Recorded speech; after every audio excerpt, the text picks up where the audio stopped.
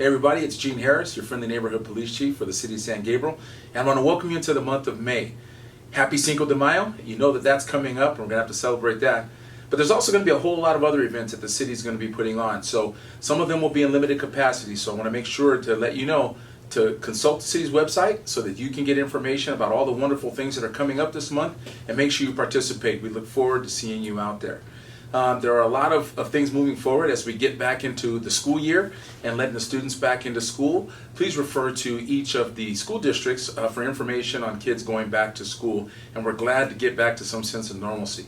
We're starting to see things open up, some of the restaurants and parks and things like that. So make sure you're consulting, again, the website, the CDC and some of the county guidelines to make sure that we're in tune with what's going on, and make sure we're still trying to keep ourselves healthy, socially distance. Wear your mask when you're outside and around people in situations where you can't socially distance, and we can keep this thing in our rearview mirror. So now that we've gotten through that whole 2020 and the bad part of early 2021, we're moving into the summer months, and I want to make sure that we're all working together to kind of get to the finish line. So let's work together and we'll get there. And with that, I'll take the questions for 411 with the chief.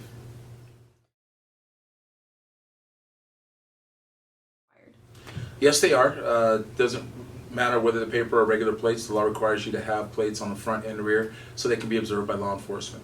So that is a yes to that question.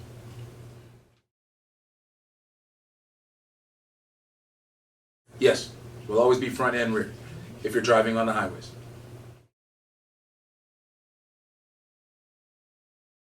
It is not the dealer's responsibility once you leave the lot. It is the driver or owner's responsibility to make sure you have all the plates on. So I advise you to make sure you have your front and rear license plates on, and you can avoid all problems.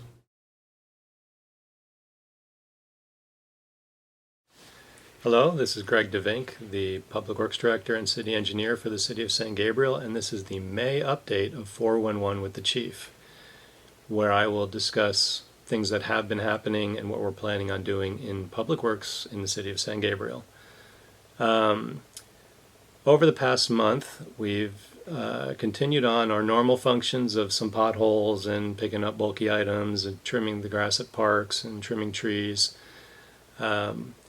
We have our new tree trimming contractor on board called North Star, and they have finished one zone of the city and have moved on to another zone for grid pruning, where the city has 10 different zones, so roughly 10% of the city's trees are a zone, and they finished one recently. They moved on to a second one that includes the Mission District downtown. That's where they're working now. It goes all the way from east to west across the whole middle of the city. It's a pretty large zone in area, but it still is about 10% of our trees. So that's going fine. They've picked up the progress, and since they're a new contractor with us, we've had some meetings. They're trimming trees how our staff wants them trimmed now, and it's going quite well. So that's good news. On not so good news is we've been struggling with our elevator contractor at City Hall, trying to get them to reconstruct the elevator with a new controller panel and new pump motors.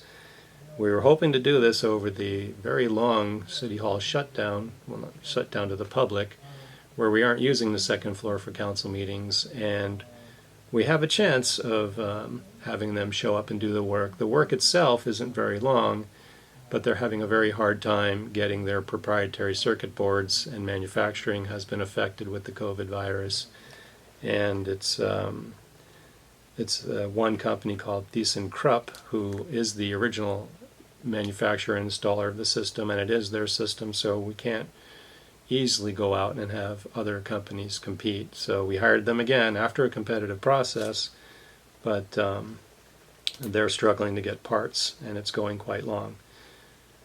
We did have bid openings for what we call HSIP Cycle 7 and Cycle 8. It's Highway Safety Improvement Program. And those are Caltrans funds that the city gets for specific projects.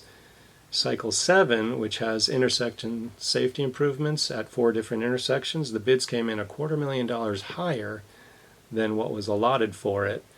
And by Caltrans rules, you can't simply cut the scope and do what you can afford, so we're going back to Caltrans asking them to increase funding, which probably takes quite a long time to get an answer from them.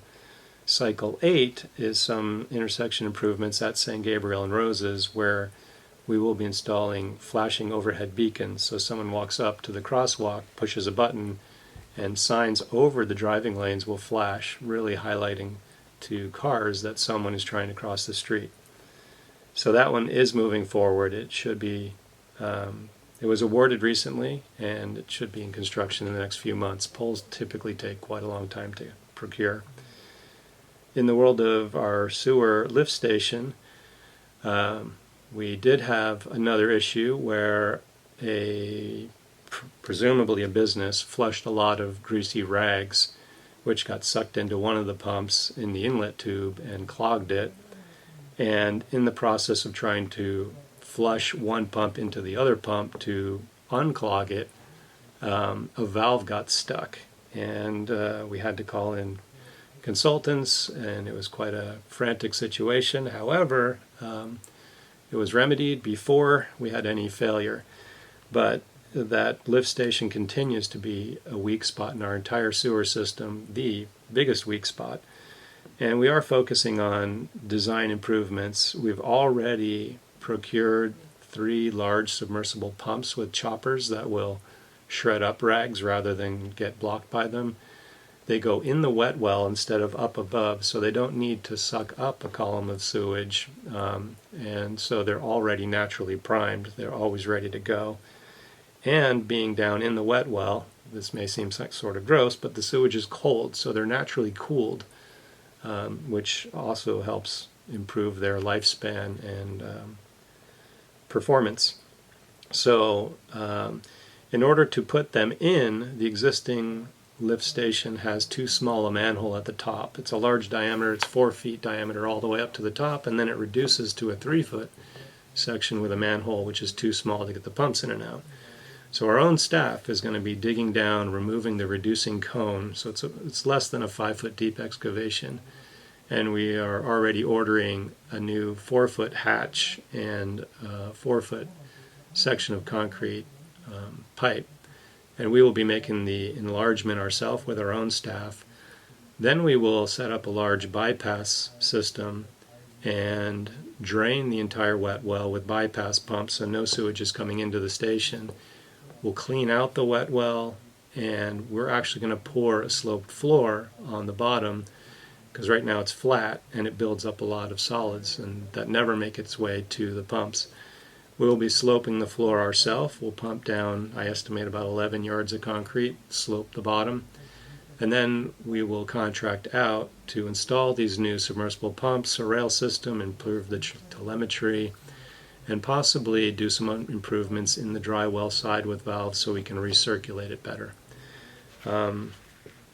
Other things in the world of sewers is that we are pretty close to running our sewer model in a program called Innovise for capacity. We have all the tributary loads figured out that go into the system, and we're discovering some bad data in the model itself where the invert elevation, the ground elevation, or the pipe size is missing or wrong. The program is highlighting where those are, and we are fixing them now. So we're getting very close to hitting run and seeing what the software says our system can handle for capacity. Separate from that, we hired a different consultant who analyzes our sewer system for capacity in a different way, and they do it by studying with essentially monitoring manholes that measure the depth of manholes, the sewage in them, for daily flow very accurately, and they know how much sewage is flowing at each location at very quick intervals, I think maybe 1-minute intervals throughout the whole day. It pings out the data through the cellular system, and they put in 13 covers and they monitor for 6 weeks. Then they move it to 13 new locations based on their findings of where they think the area of concern will be, and then they go 6 weeks and then they move it again. And so that whole process is done. They've evaluated all their data, they've given us a report, and it was very positive. Their findings were, simply put, our sewer system in San Gabriel, all the pipes, not including the lift station, which is a big concern, but the pipe system has about a 5% amount of pipes that are of moderate concern. So nothing is severe concern or urgent, and 5% of the system is of moderate concern, whereas they say the national average is closer to 15. So I'm happy to report that our sewer system for capacity seems to be sized quite well for all the demands that are put on it. That's very good news. We're trying to use that modeling system and our theoretical software modeling system to validate each other and see what comes out. But I'm thinking and expecting very good news for capacity, which is good news for the city, because capacity is a much harder problem to deal with than condition. And in condition, we already ran that report, and it's in pretty good condition. We do have a dozen, maybe 18 locations that are of condition concern that have to be addressed, but they're not severe, they're not collapsing. Some of them we can do with in-house staff, some we will contract out, but we're waiting for the capacity modeling to finish to know where everything is going to have to happen. We're also waiting for the capacity model to finish to plan our street paving. We don't want to resurface streets and spend a lot of money only to dig them up because the sewer is under capacity or has damage we have to address. So, in trying to be as frugal as possible in all our capital spending and not be wasteful in tearing up new streets, we're trying to coordinate as best we can and timing all these things. They're all piling up on each other, and it is a very exciting time. What I have right now on my desk is a binder that was just distributed today. It's actually our working binder for the city's budget. And there actually is a council meeting tonight, which will be in the past when you see this, but to go through. And the binder itself has the city's budget proposed for next fiscal year, which starts July 1.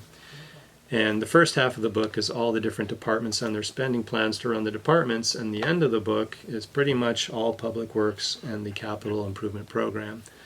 I'm happy to report that the budget is much higher than usual, and for a couple of reasons. Some of it is pent-up funding in the sewer reserves, waiting for these models to dictate where we're going to spend all our sewer money in improvement projects. And then also a large portion of this budget came from Metro, where we were awarded a total of $25 million for 7 traffic improvement projects, which include intersection improvements, signalization, communication, upgrading equipment. It's all in the world of improving traffic flow and safety. So it's not all being spent in the next year, but several million is. Also, we are currently working on our street paving program for planning out the next project. And again, I'm happy to provide information that it is estimated to fund at $4.7 million, which is nearly double our average of the last decade.